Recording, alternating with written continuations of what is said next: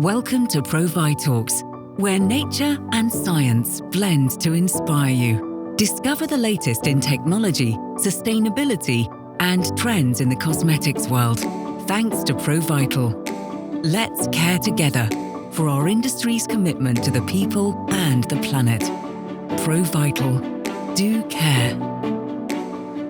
Welcome back to Provitalks. Today we count again with Balaguer, our expert in cosmetic trends around the world, for this second podcast focused on cosmetic trends, in which, in addition to explaining the trends that are happening in different parts of the planet, we are going to delve into specific solutions with which some brands have faced these movements or have even created a new movement of their own. So Anna, welcome back and thanks again for your time. Pleasure to be with you again. In our previous conversation, you told us about the most innovative and perspective current trends, as well as how you meticulously studied them. So I think our listeners might be as eager as I am to know some examples of such super different and innovative products associated with these trends. Could you please give us any example? Really, it's hard to choose among so many interesting launchings. We will put an example for each category. Starting with skincare, I have mentioned the growth of brands that focus on menopause. Well, within the same hormonal context, 2 days ago, it was launched a brand that it's named Fiwi, whose products are suggested around the impact that hormones have in our skin. Something that we all have suffered, and in the case of women, it's like a roller coaster. So depending on the cycle, the moment of the cycle, they suggest using different products, which is, I think, very consistent, and it's very easy to understand. That's why I think that it can be an interesting and growing trend. Name it hormonal beauty, maybe, or cycle care, as they say. In hair care, further than offering the personalized options depending on the hair type and lifestyle, which is mandatory, we've seen, there is a new wave of products that accelerate the hair drying process.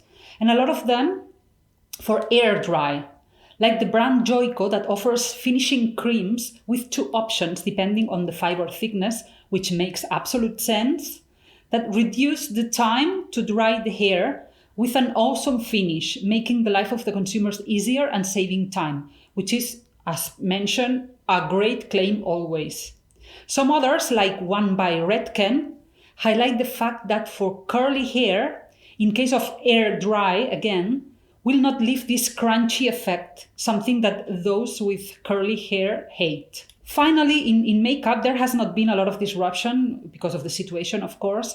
There's been more movement in terms of application and communication rather than in the products themselves.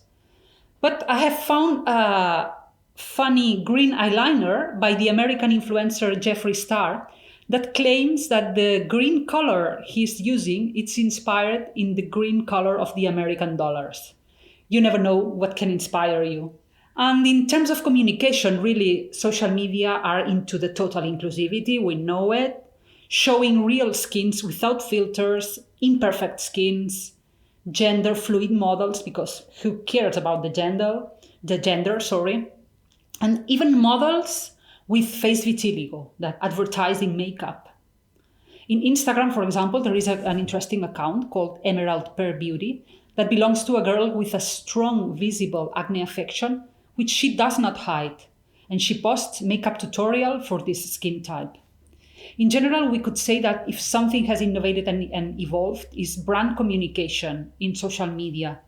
For example, some weeks ago, we saw a post by the American brand Youth to the People that invited their followers to know products of their competitors that share with them their sustainability concern. Because, as they claim, in the fight to protect our planet, we're not competitors, we are allies. And this boom on social media that you mentioned, what impact has it had in consumer behavior, and how has this been transferred to brands' communications?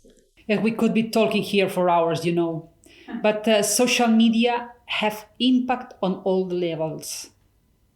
For consumers, all these social media are a key source for information, ideas, discoveries. It's infinite for them. With the reviews of the influencers that they follow because they perceive them, they perceive these influencers closer to them. But look, they have also learned to be critical, and the influencers in Instagram are perceived as too much brand controlled, not authentic. And that's why now there are more into TikTok, which is perceived as a more genuine social media. In fact, some weeks ago, I read that beauty sales in TikTok had overtaken sales in Instagram. And definitely the engagement figures are much better in TikTok. Authenticity, transparency, it is essential, and social media has no mercy. Look at some very interesting accounts like Diet Prada that have no problem in criticize brands when they detect an unethical behavior from any point of view. Or Brandify, which is an account that compares prices of similar products so that the consumers can choose the best ratio quality price. Good recommendations help to increase sales, and bad ones are really negative.